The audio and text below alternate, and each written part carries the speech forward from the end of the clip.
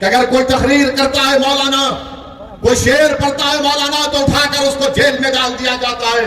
दोस्तों, इस वक्त सोशल मीडिया पे जनाब असदुद्दीन अवैसी साहब का एक बयान बहुत तेज़ी के साथ गर्दिश कर रहा है। जी हाँ दोस्तों, उस बयान में ये बताया जा रहा है कि असदुद्दीन अवैसी साहब ने मुफ्ती सलमान अजहरी साहब के ताल्लुक़ से एक बहुत ही बड़ा बयान दिया है और खुलकर मुफ्ती साहब के समर्थन में जनाब असदुद्दीन अवैसी साहब खड़े हैं।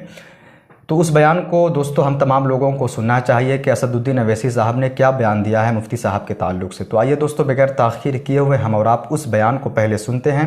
उस बयान को सुनने से पहले दोस्तों हमारे चैनल HA वॉइस को आप लोग सब्सक्राइब करके रखें, क्योंकि इस चैनल पर मैं हर रोज़ मुफ्ती साहब के ताल्लुक़ से और दीनी कंटेंट लाता हूँ और इंशाअल्लाह लाने की कोशिश करता रहूँगा।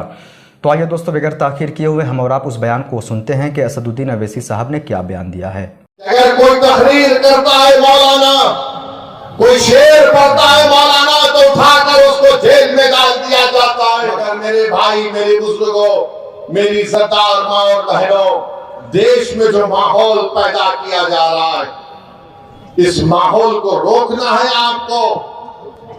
इस माहौल को आप सिर्फ जज्बाती तकारीर और नारों से नहीं रोकेंगे।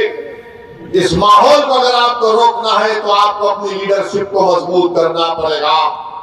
ये जो नफरत का माहौल पूरे देश में पैदा कर दिया गया कि अगर कोई तकरीर करता है मौलाना, कोई शेर पढ़ता है मौलाना, तो उठाकर उसको जेल में डाल दिया जाता है।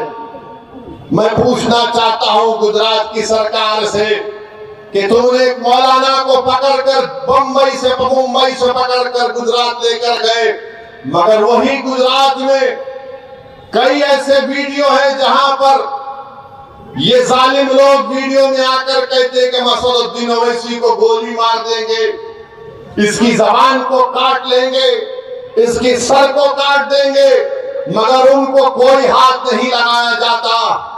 मगर कोई एक शेर पढ़ देता है तो उस अशार के गलत माने निकालकर मुंबई से मौलाना को लेकर चले जाते हैं। 3-3 मुकदमे उन पर बुक कर दिए जाते हैं।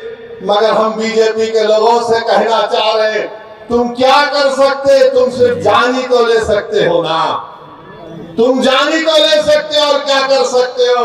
अगर मेरे मुकद्दर में जो लिखा अल्लाह ने लिख दिया वो तो पूरा होकर रहेगा, मगर जब तक हम जिंदा रहेंगे हम बातिल को बातिल कहेंगे, हम बातिल से समझौता नहीं करेंगे, हम बातिल को खुश करने के लिए अपनी पॉलिसी को लचकदार नहीं बनाएंगे। हमारा काम यह है मेरे अजीज दोस्तों और बुजुर्गों कि हम हक को कामयाब करें, और हक की कामयाबी का राज आपका इत्तेहाद है। तो दोस्तों, ये था असदुद्दीन अवैसी साहब का बयान, जहां पर आप लोगों ने इस बयान में सुना कि किस तरीके से जनाब असदुद्दीन अवैसी साहब ने मुफ्ती सलमान अजहरी साहब के समर्थन में एक बहुत बड़ी बात कही है। यानी मुफ्ती सलमान अजहरी साहब के ताल्लुक़ से असदुद्दीन अवैसी साहब ने एक बहुत ही बड़ा बयान दिया है।